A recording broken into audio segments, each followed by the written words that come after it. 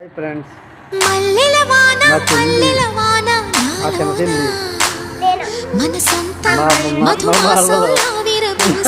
మా మేనగోళ్ళు బాగుంది.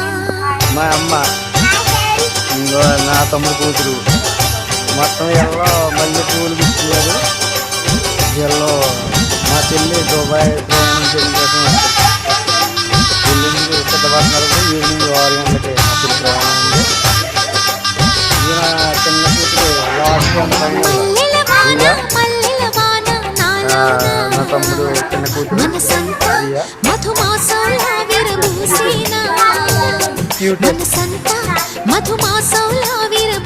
మా డాడీ మా నాన్నగారు అక్కగారు అబ్బాయి మా పెద్ద అందరూ